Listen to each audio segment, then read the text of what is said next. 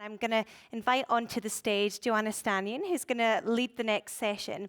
Now, Joanna is the first Assistant Secretary of Agricultural Policy Division in DAFF, where she has been since 2020. She's responsible for delivering the National Food Security Strategy on behalf of the government, as well as research and innovation policy, workforce issues, First Nation policy, competition issues, and policies that lift the productivity of Australian agriculture. She works closely with the 15 rural research and development corporations that invest $1 billion in improving the productivity of Australian agriculture. Over to you, Jo.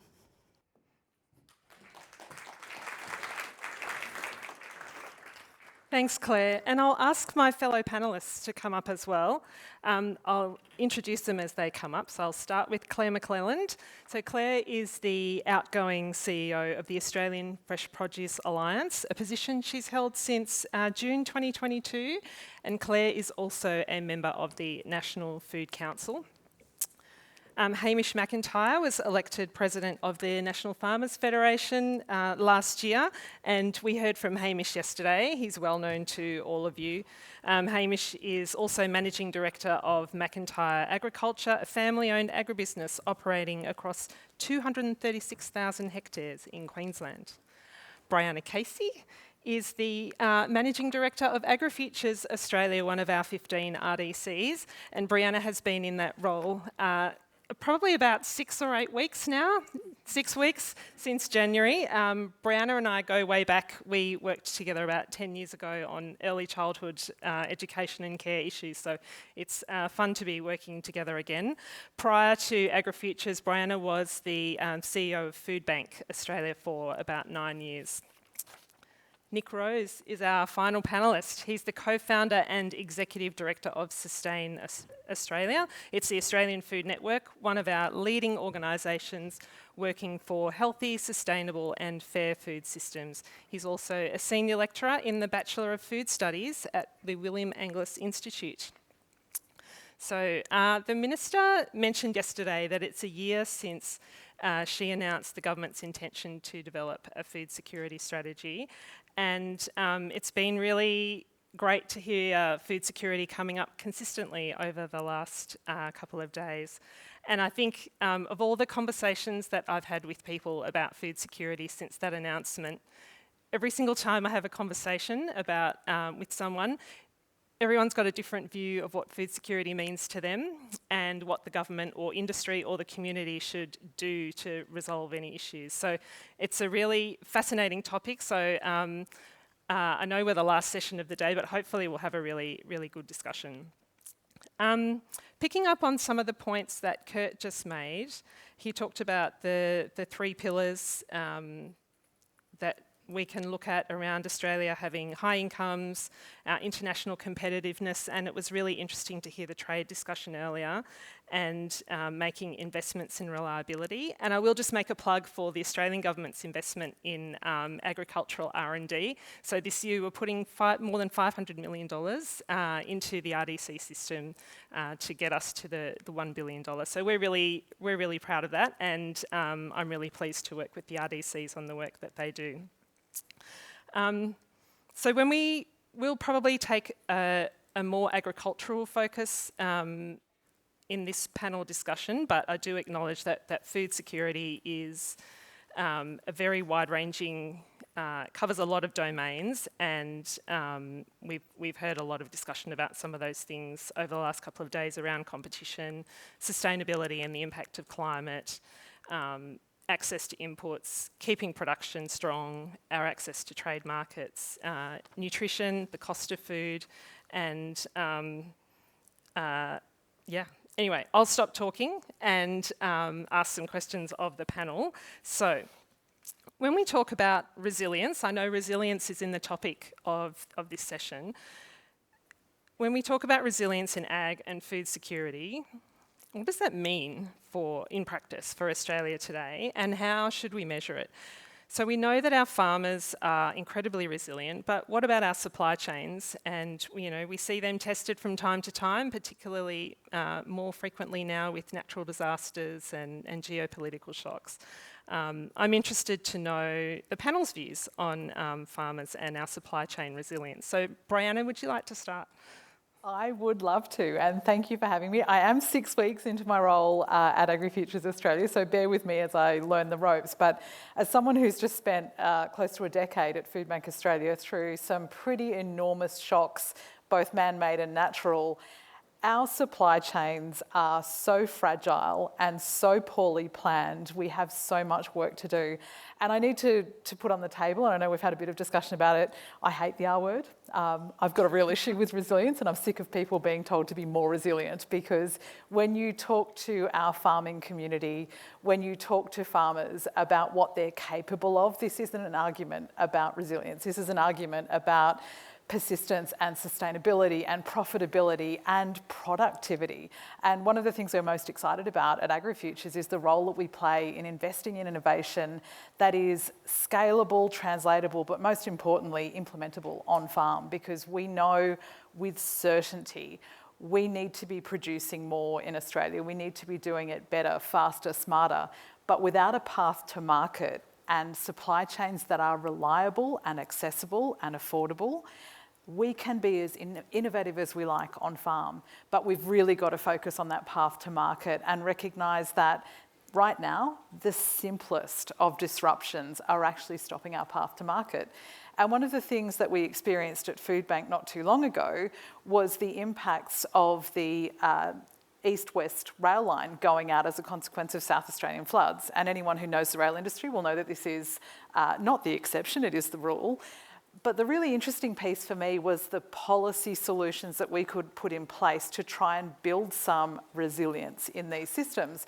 And at that particular point in time where we had a real challenge emerging where access to food, even at the retail level in WA, was being compromised, the solution, interestingly, was via the ACCC. We actually had an ACCC authorisation that allowed the two major retailers and Foodbank as the major food relief provider for the first time in history to prioritise the movement not only of everyday food and grocery items, but also food relief to ensure that food security could be strengthened and bolstered as much as it could. So are our supply chains up to the task right now? I'd argue no. I think a really interesting piece for us to dig under the surface of at AgriFutures and right across the RDC family, and shout out for those who don't understand the 15 rural research and development corporations in Australia. We are game changers. We are creating the change that you want to see in Australia, and we're doing it so well and so collaboratively in an environment where we need to really perform. We look no further than what's happened in the last few days, and President Trump has just signed an executive order declaring glyphosate as, and I quote, critical to national security. He has made it very clear that one of the key inputs in their agricultural production systems is critical to national security. What would that look like in an Australian context? Interesting. Okay, who else would like to comment on that one? Hamish, do you want to go next? Yes, no, well, thank you. I'm so pleased to hear that. I mean, it's been one of my things since I started. I mean, it's our access to affordable and reliable access to ag tech products, and we're not producing them here. You know, we're formulating them, aren't we? But, you know, yeah. the tech, we're not. So it along with fuel and fertiliser and through our own family businesses, I've spoken plenty about it, so I won't go on, but we've felt last year the real effect, and there was a graph up just before about the effect of the Russian invasion of Ukraine, and you know, that spike, what it does to us as farmers, drives up our cost of production, and you can see we didn't get paid anymore for those commodities. But you know, as viability as a farmer, that's what's struggling totally. And to the whole logistics thing, one thing is producing our commodities on our farms, and it goes back to, you know, what I say a lot too is, I mean, that, you know, there were 280,000 farmers in Australia when NFF was started in the late 70s, and now we're back to 80,000, and that's just due to, I mean, that the only way to survive is consolidation and economies of scale. And then we go to the pressures around delivering our commodities that we produce to either to the port or to the supply chains. In our own family business, we send probably 400 cattle a week from our feedlots to Woolworths and other processing works. But so when there's a flood, and not much of a flood these days, roads get shut everywhere, and we have trouble supplying our, meeting our commitments to our customers like Woolworths, and that's driven by just the appalling state of our roads and government still taxing us incredibly, the cost of registration. So to get our costs down, we've all tried to buy our own trucks. Well, we have spent a lot of money on that. Then accessing suitable labour to drive these trucks is very complicated. And competing with everyone else for them. And then also the truck drivers, they don't want to go into the big cities because it's such a nightmare getting in there to the constraints. And then we have access, if we were able to take our triple trucks like we can, say, into Darwin to the port there, if we could set up Brisbane, for instance, to get our costs down and take 3 trailers in, that'd be so much more an efficiency gain for us. So building infrastructure that really helps the whole nation move and not choke, I think is as important, And, farmers shouldn't be taken for granted. I mean, that 280 back to less than 80 already just shows you what's going on. We're being squeezed out, and look, we love doing it, the ones we're still in it, obviously, but it's getting harder and harder, and those gross margins, and to what Brett was saying earlier on, it is so true. I mean, government incentivising other areas of business to, ahead of farming for what they believe is in the nation's interest, but, really taking away prime ag land is a real worry. Seeing Bupa buy prime ag land to plant trees on down there is amazing to me, you know what I mean? So what signals that setting? So it's farming is a profession too, and we all learn. We learn by our mistakes basically, and we're taught from very young when you're in a family farming situation. So it's we've got to really make it appealing, and so we do encourage our children, but other children back into the sector and not frighten them away. It's so difficult. I mean, I just think of our roads are in such a bad state that so with our bigger trucks coming in from the Channel Country to where we grow out our cattle background, as we call it, the strips of bitumen are appalling. You know what I mean? They are so narrow the truck can just fit on the road. And then it's wonderful, I mean, for tourism, we have all the tourists heading out there to Birdsville and all our areas, which is wonderful to enjoy it, and Lake Eyre and places, but to see all those caravanners get off the road, and the ones that don't understand, I mean, we just have to sit and hold our position, because if we move off that road, over goes a trailer, and it's just a disaster. I mean, anyway, so it's infrastructure to me is a bigger challenge, and, a tonne of wheat at the moment, we would spend $100 if we were taking it by contract freight from our farms in Western Queensland to port. Sort of reduce costs. We use our own trucks again, but again, that's due to the way the infrastructure is set up and the costs of not just the operator, but it's the licensing of trucks and things. So there are lots of ways that government could help. To Brett's point, without we don't want subsidies. I mean, but there's areas that they really could focus on just to make us more viable and profitable, and from a food security point of view, make sure we can sustain ourselves for the long term. Okay. And so what about the flip side of that, Hamish? So where do you think we're doing pretty well and we maybe don't give ourselves credit? And particularly if you're trying to encourage people to take up farming as a profession. It's extraordinary. I mean, productivity gains, what our scientists and engineers are helping us do, what we're achieving on farm with genetics and in animal space, and then also with, yields in crops. I mean, it's extraordinary stuff what our science community has done for us, and that's really, my background's agronomy, and we used to do budgets of growing cotton at around 6.5, 7 bales a hectare. Now we don't grow 11 to 12. We've done something wrong, and that's all due to science. So it is so exciting, and there's new technologies coming along all the time, and there's nothing more satisfying in life than planting a seed and turning it into a high yielding crop, or planning breeding of certain animals, and then getting to the taste side of it. I mean, it really is a wonderful profession to still be into, that you do get genuine satisfaction out because you do it. Yeah. Claire, I'll bring you into the conversation around supply chain. So picking up on Brianna's point about our supply chains being really fragile, if I think as a consumer, for all the flooding and cyclones and fires and everything else that we see around the country with increasing regularity now, most of the time produce still manages to make it to the supermarket. From your perspective, where do you see the pressures on that? Yeah, thanks, Joe. I think I'm sort of at the opposite end of Brianna in terms of where I'm at it professionally. I'm 3 weeks from finishing, you're 6 weeks in starting. So looking forward to micro-retirement and not having to be quite so concerned with when my members can't get things to supermarkets. But I think the supply chain question is really important. There's, I suppose, kind of 2 parts to it. One is obviously an input kind of supply chain, so things that we're securing, from overseas and bringing into Australia that we need as critical imports to what we're manufacturing and making here in terms of food. But to your point, Joe, about getting things to the supermarket, I think, and somebody will fact check me, so nobody be angry if I'm a little bit wrong, but there's about 3 days of fresh produce in the supply chain at any point in time. And so when something goes wrong, there's not a lot of room for mistake. And I think we really saw that during COVID, and we found out about one of the real pain points in the critical infrastructure in the fresh fruit and vegetable supply space is that we actually have a real aggregation of where and how we distribute food.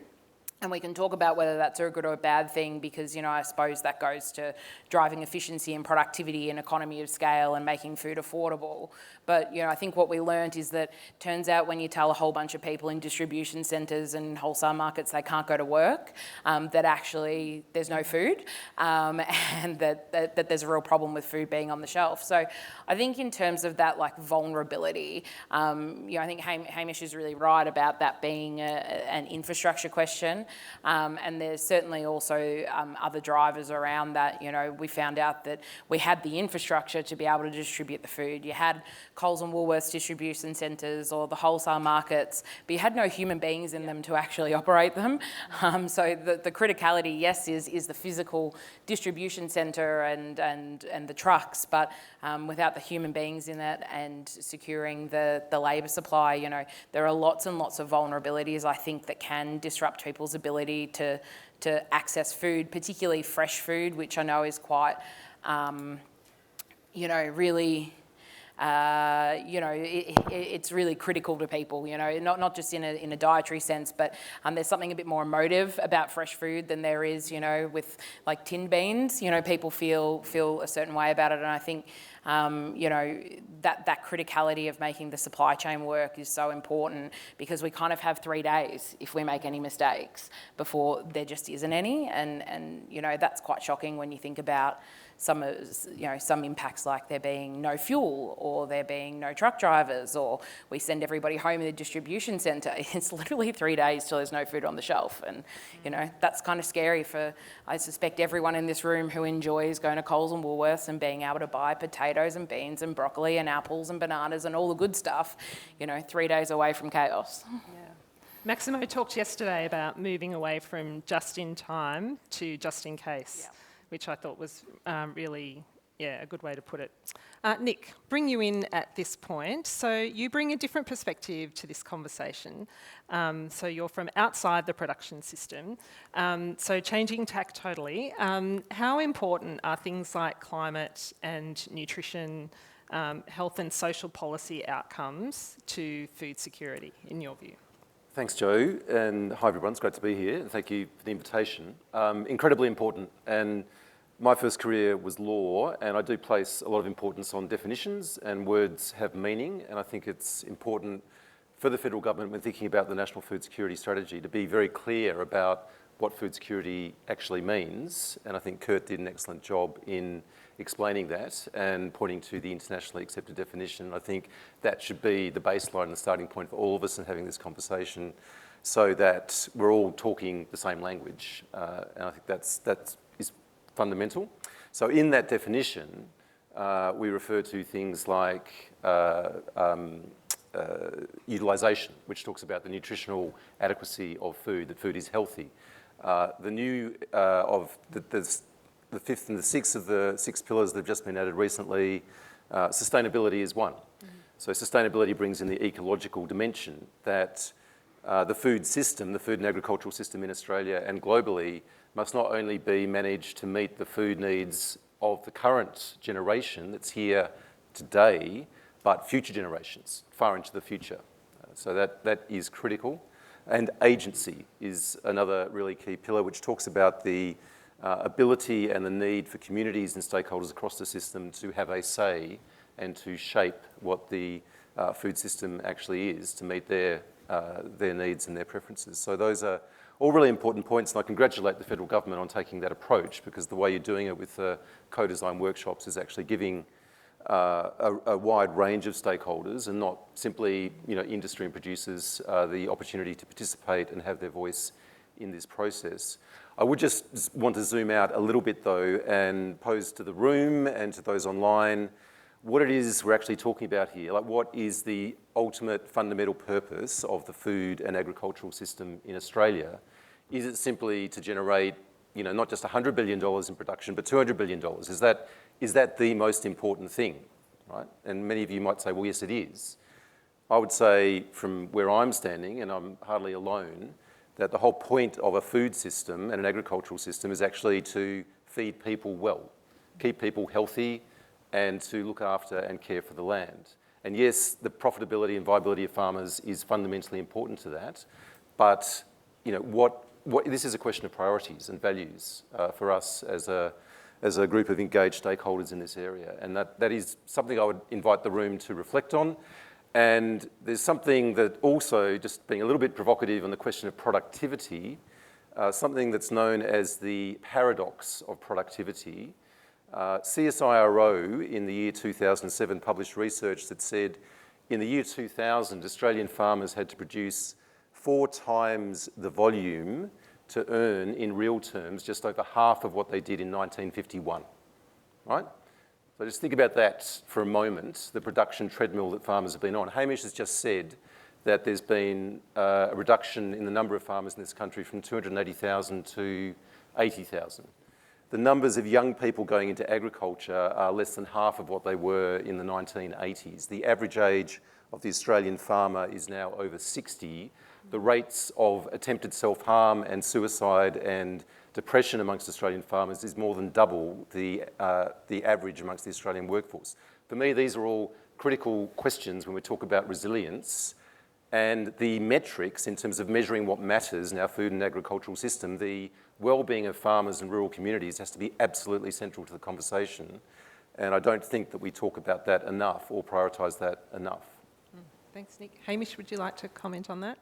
I'm sure No, you look, agree. I agree totally. It's our regional communities. If we haven't got vibrant, communities, again, you can't attract people back. You know what I mean? It's about having obviously, good schools, medical facilities, all those things that, and sporting teams, etc. All those basics everyone likes getting involved with that create a community, and so it is so important. We always discuss that goes hand in hand with farming and government, policy. We'd love to see them incentivising people to go back and work in rural and regional Australia. Whether it's from a taxation point of view or whatever, because the cost of living is always going to be higher out there due to that freight cost. So, I mean, the basic food's going to be more, so it is more expensive to live out there. So it's we do need to, for the long term, food security, that's part of it, is looking at, maintaining vibrant communities, and it's exactly right what Nick's saying, so fully support it. But Jo, would I be right in assuming this national food security strategy is going to embody systems thinking? It is going to absolutely place people at the core. Now, whether we're talking about people, and if I wear my former Food Bank Australia hat, I commend to everyone the Food Bank Hunger Report 2025 and the many years before that tell a really interesting story about Australia's hunger problem and the fact that we actually have one. Whether we think about people in the context of the drivers, the workforce capability that we're all saying is a challenge, but we're also investing deeply in terms of driving productivity. The people who sit around those co-design workshops that really tell the stories about the many industries. I think as long as this strategy embodies system thinking and puts people at the core, which I have absolute faith that it will under your leadership, we are going to see a strategy that can deliver. But I think there's a real risk here if we try to make this all things to all people. And make no mistake, whether personally or professionally, nutrition security is important, food security is important, productivity, profitability, all the Ps. But what's the construct of this strategy and what's the problem we're trying to solve? Because we're on board in terms of working with you to solve it. Thank you. So I might bring Claire back in. So Claire, as a member of the Food Council. Did I just catch a handball, Joe? Oh, great hand-eye coordination. Go again, tell me more about it. So the Food Council is not deciding the strategy, obviously, but supporting the department and the minister in testing issues and developing the strategy. There's clearly, I'm hearing, a key role for government to bring all of these issues together, but there's also a role for industry and the community. And I'm interested in your perspective as a member of the council, but also from industry, about how you think the strategy can be successful, and does it need action from beyond government, or is it a thing for government to do? Is there a role for industry or the community? Yeah, this is my favourite thing to do, give people jobs. Roles. I think if you talk about what's government's role in a food security conversation, right, I think firstly, it'd be fair to say that, you know, food security or resilience, or, you know, the kind of however you want to frame this conversation, right, making sure that people have equitable access to nutritious food, I mean, that's not going to happen without people thinking about it. It hasn't, to Brianna's point about, like, it just hasn't naturally occurred. There are Australians who don't have equitable access to food currently, so we need to think about it, right? So that's, like, you know, role one, right? Someone's got to think about it, and I think, you know, to the government's credit, you know, this is us thinking about it. I think the next piece about, you know, what role does government have?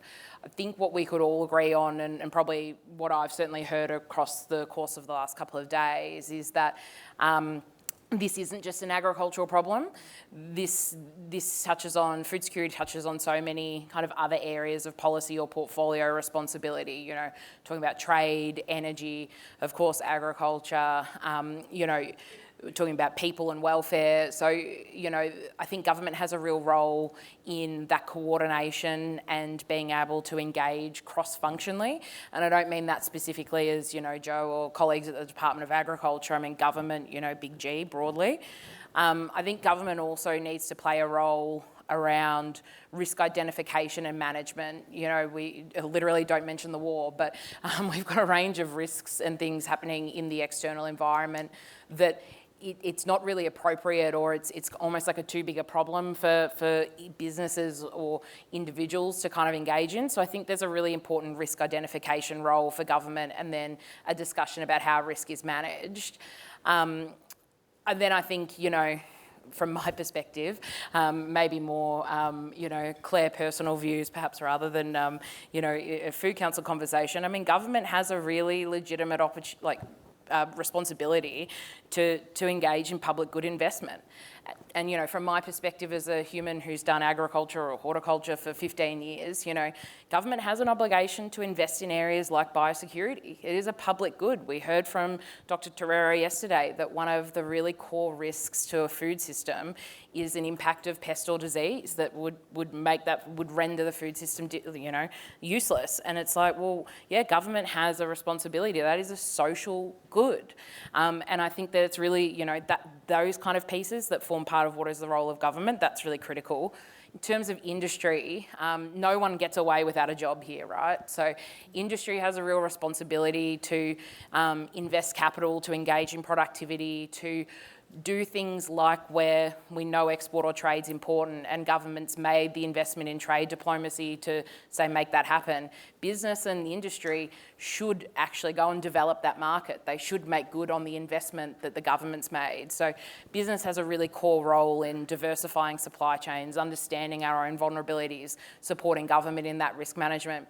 And I think importantly, the community, and, you know, maybe this is divisive, and, you know, particularly coming out of fresh produce industry, I think there's a really important sort of expectation management piece that the community should have in terms of engaging, particularly with agriculture, you know, perhaps less about food. I think that there needs to be a community discussion about acceptance of trade-offs. So when we talk about things like land use or water use, you know, what are the trade-offs that the community are prepared to accept to make sure that we are producing food here in Australia? And what trade-offs are we prepared to make about the cost of food, the availability of food in and outside of seasons? You know, I think the community has a really integral role there. So I think, you know, for me, if I kind of bring all that together, it's like government has this, you know, coordinating risk identification role. Industry is better at investing and deploying capital. We should do that. And the community really needs to get behind and kind of support that piece and have trust in the public institution that we're actually trying to move this stuff forward. So I don't know if that really answers the question, Joe, but that's my vibe of the thing. It's a good vibe. I like it, Claire. Thank you. I've got lots more questions, but we will go to an online one. So Scott, do we have an online question? Yes, we do. We've got a question from Shannon Guy, who asked, ultra-processed foods make up 50% of the Aussie diet. Will the food security policy be designed to both protect supply of nutritious foods and deliberately shift demand towards them?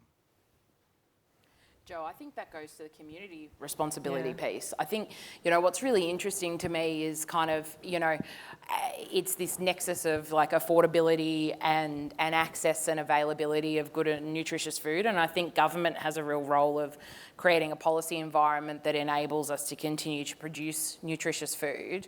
But, you know, at the same time, you know, consumers actually create the political impetus and the demand for what we're eating. And it's actually about, I think the strategy, it's really important that the strategy contemplates how we engage in affordability, which we know is driving dietary decisions, and ensuring that we actually can create affordable, nutritious food. And that's a real role of both government, and I think will come through in a strategy conversation, is what are those policy settings that make it more attractive, not just to go and make good decisions at the supermarket. I mean, I think that's kind of too narrow, but to actually make sure that food is affordable, accessible and nutritious for consumers. I mean, that's my opinion. Yeah, Nick.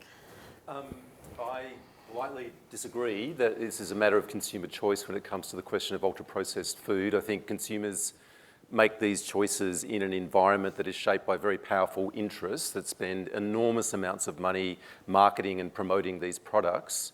The Lancet, the premier medical journal globally, has just published a very important series on this topic, on ultra-processed food.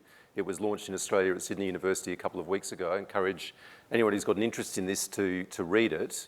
The question is exactly right. 50% of the average Australian diet now consists of calories from these products, which have been scientifically and medically determined to be a major risk factor for a whole swathe of chronic diseases. We already have a massive burden of chronic disease in this country, which, according to modelling, will absorb 3% of the country's GDP, over $230 billion, by about 2050 if we don't turn it around.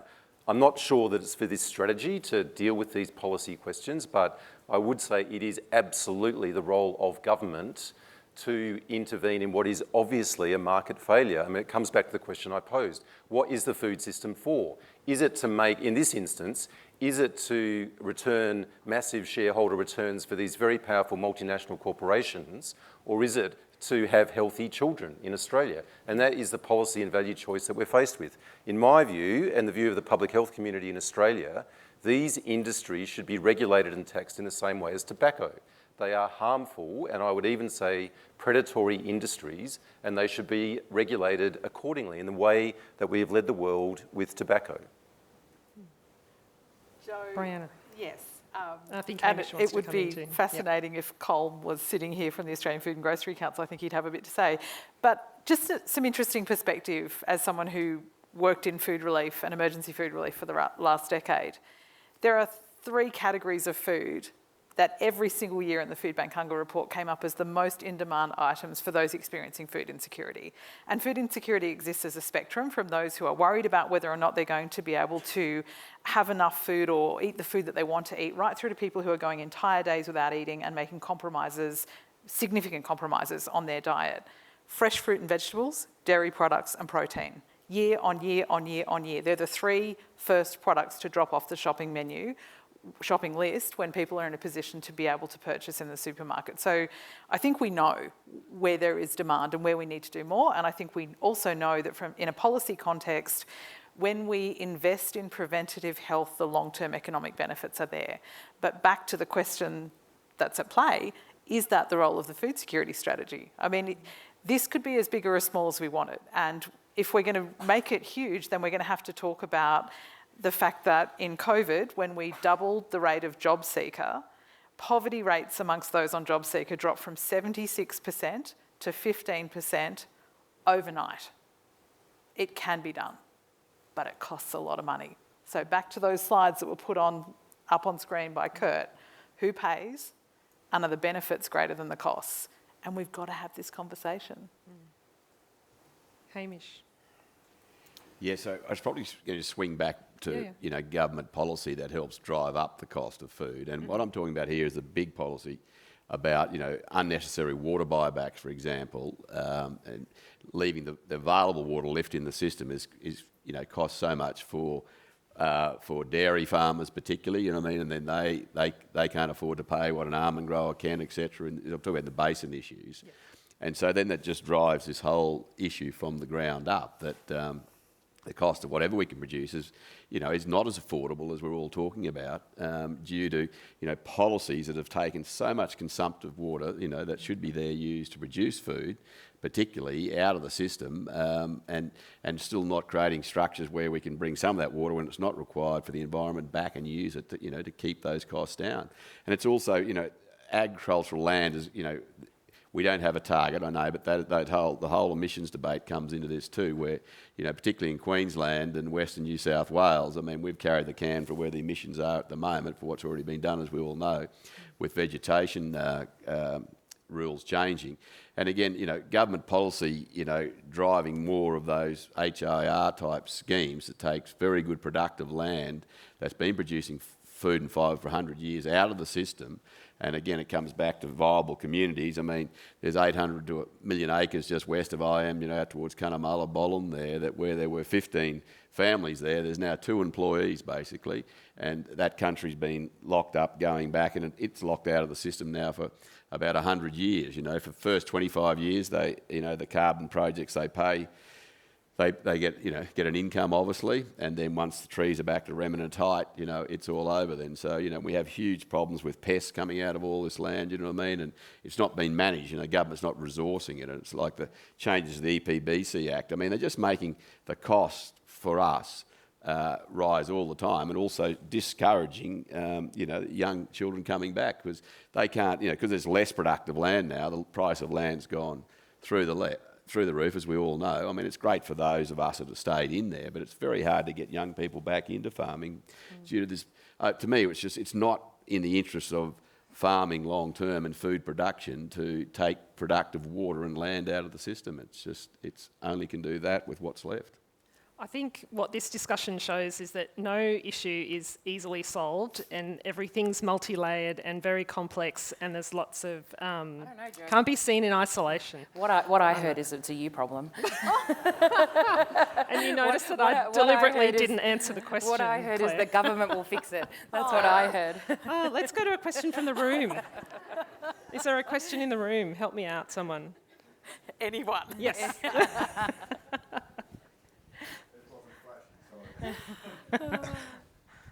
I hope this isn't out of order.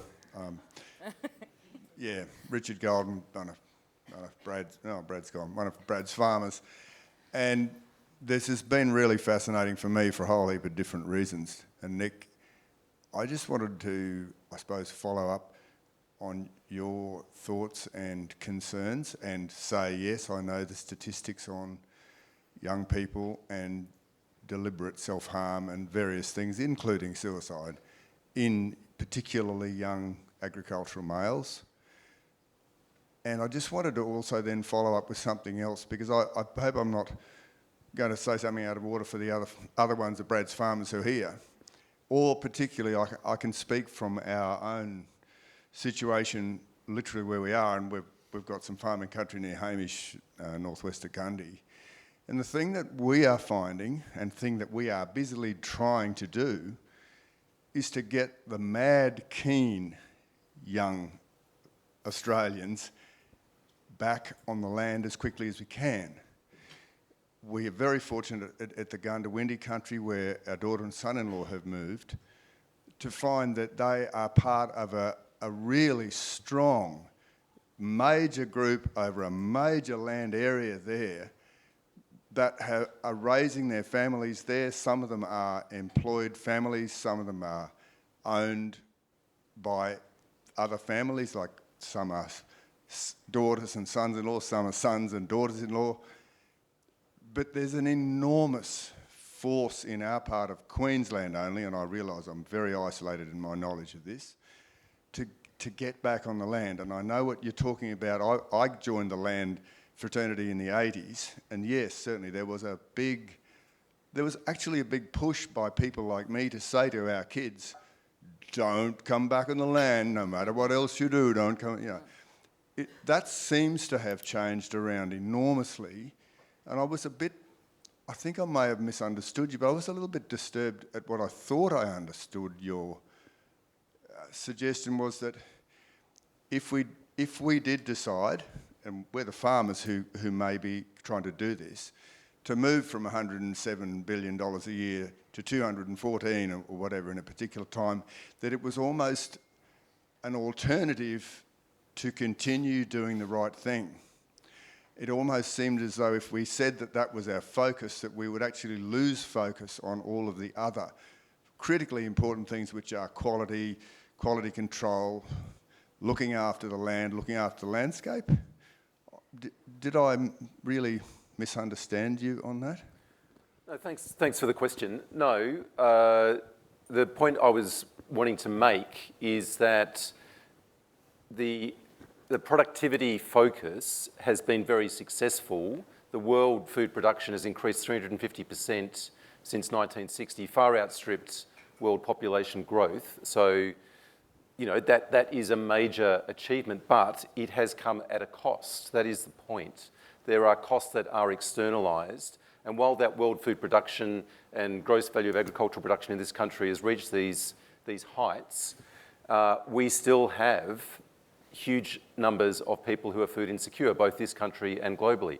We have a chronic dietary-related disease crisis that is growing exponentially. We have, you know, very high levels of farmer mental ill health and attempted self-harm, as you've just confirmed.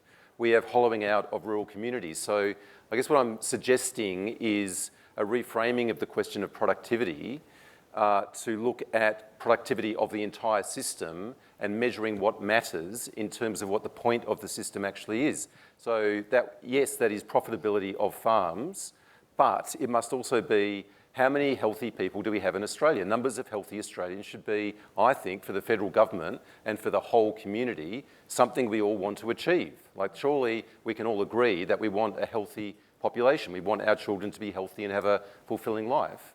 And we want to leave a, strong resource base for future generations. We don't want to, extract and degrade the land in a way that future generations of Australians in 100 years won't have land to grow on.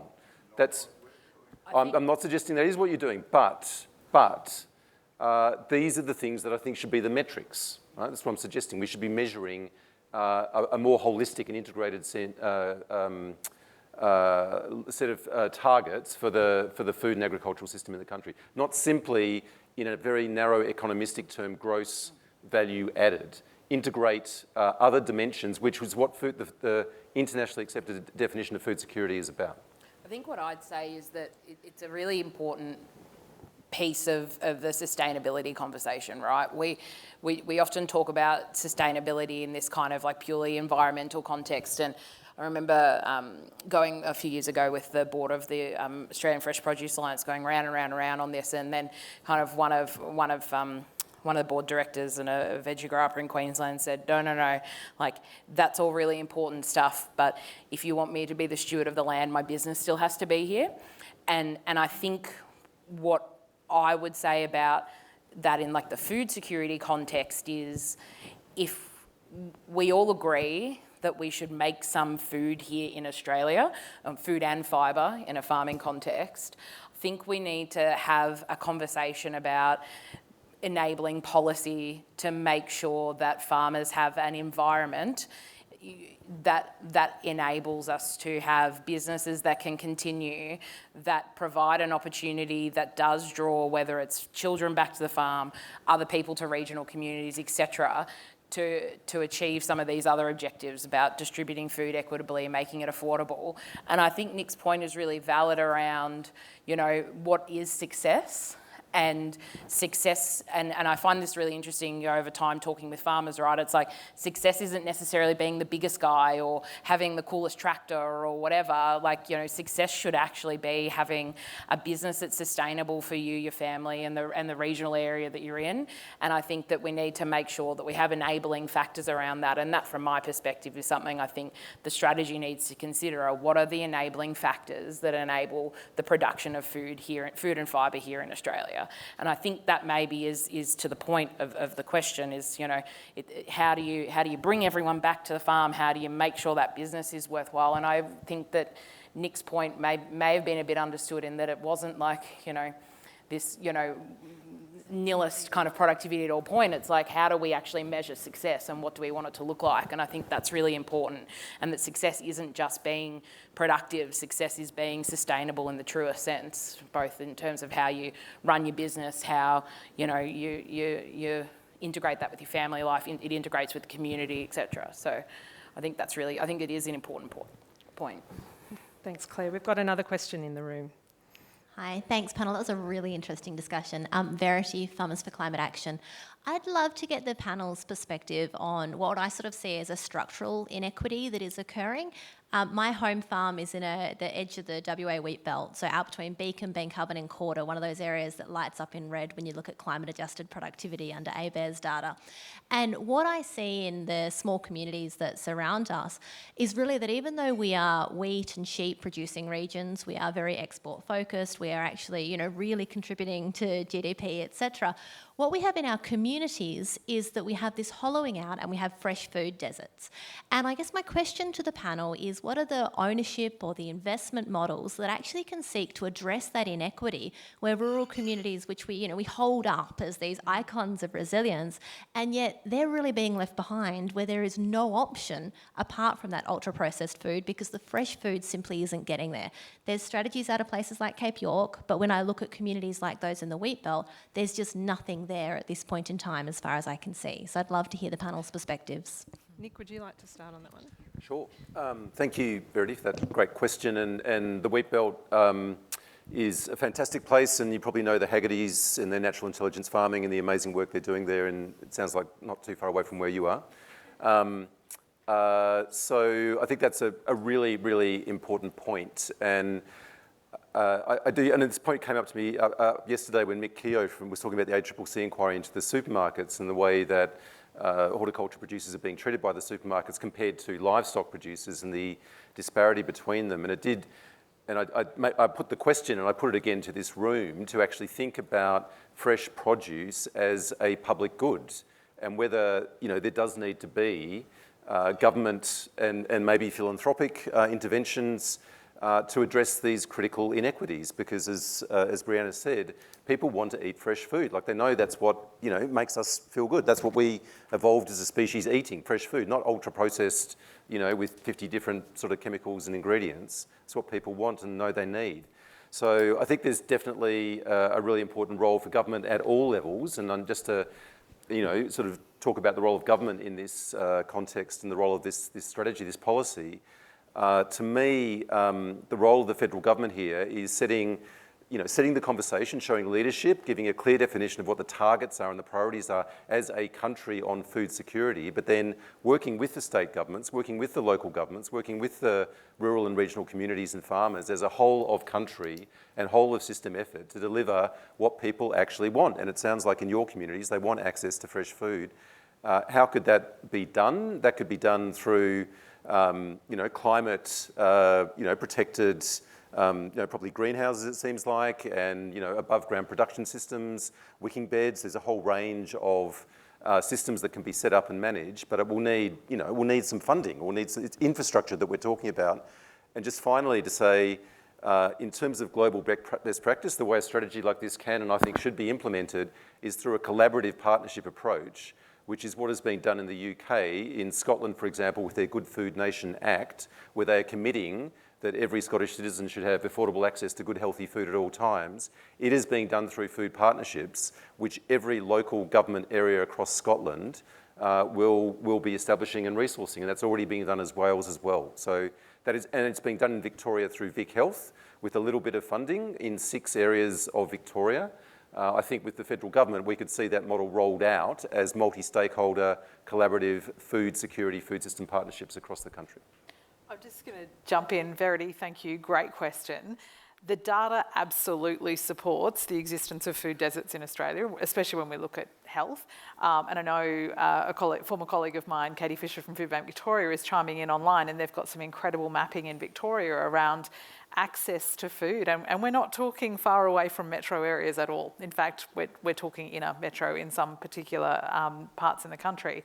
But I think the really interesting flip side to all of this, especially when we're talking about the economy and we're talking about GDP, is that right now, food loss and waste in Australia costs the economy $36.6 billion each and every year.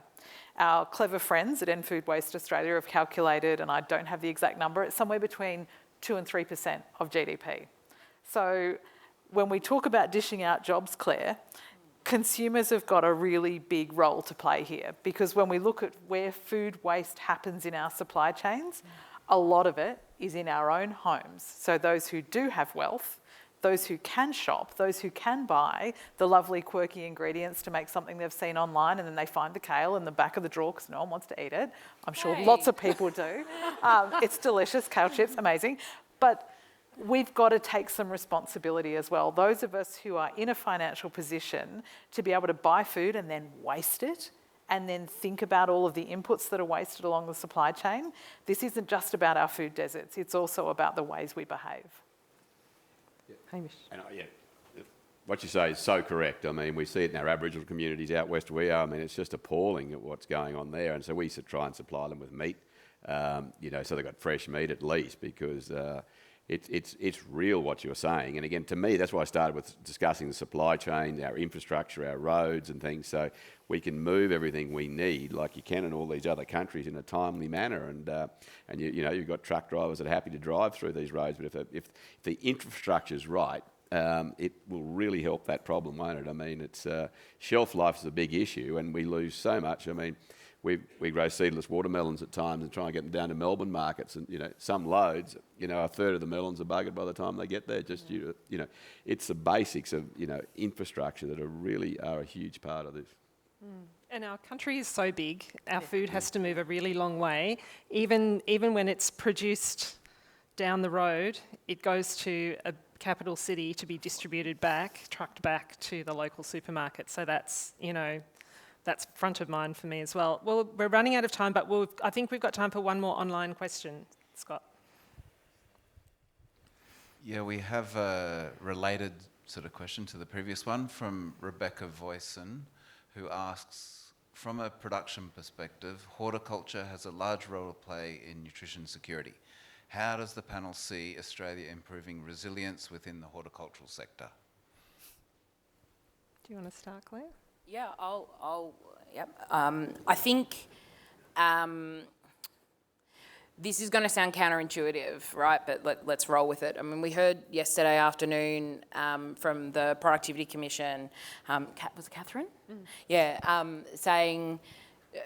saying that trade is a really important avenue to increase competition. And now we can kind of have long and protracted conversations about, the construct of the market here in Australia and the difficulties of that place and blah, blah, blah, stuff we all know because everybody in here actually shops at Coles or Woolworths, so we know that there's only 2 places.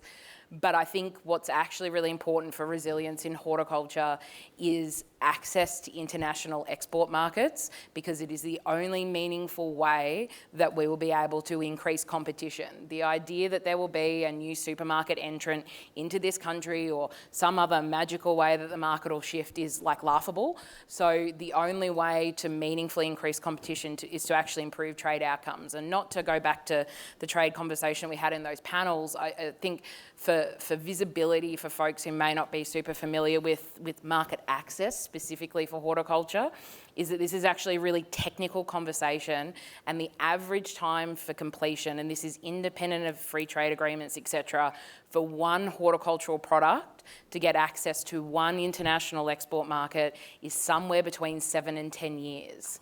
So horticulture does not enjoy the benefits of export market access like other commodities in agriculture do, and it is the only meaningful way to increase competition, which we know from parts of the horticulture industry that do have better market access, so industries like grapes and citrus, we know where they have good market access to international markets, that it does a really important thing for businesses. It gives you better margins, better returns, and you are more productive, more resilient to supply chain shocks. And it also really importantly stabilises the price of food for consumers. And we know this over time, because what it does is it gives those suppliers the opportunity to negotiate better prices more consistently and over time with Australia's major retailers. It's exactly the contrast that was put to us yesterday by colleagues at the Productivity Commission and the ACCC, that was saying livestock enjoys a better arrangement with Australia's duopoly by virtue of having access to export markets. So I appreciate that kind of sounds counterintuitive, and I could think of about 15 other things to tell you for horticulture, labour policy, a whole range of stuff.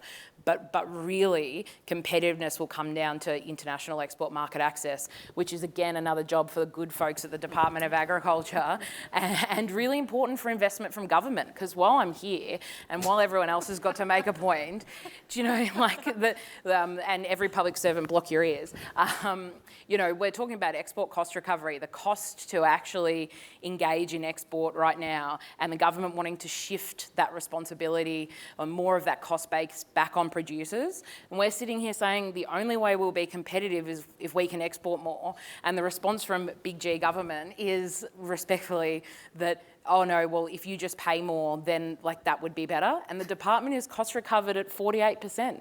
The Department of Agriculture is funded at a rate of 48% by the industry. It's remarkable. And we're sitting here saying, how do we improve resilience for horticulture? Well, trade, cool story. It's just going to cost you an extra few $million a year. Wild. So, you know, I think when we kind of all these things come together, it's like, well, the trade is the resilience for horticulture, and we need the government policy to support it. That's my big opinion. Thanks, guys. All right. Thank you. We've run out of time. I've got like 1,000 more questions for the panel, and I know there was more questions as well. But as we can see, food security, it's big, it's complex. We've got an exciting time ahead of us in the department putting this strategy together. I'd like to thank the panel for their wise words and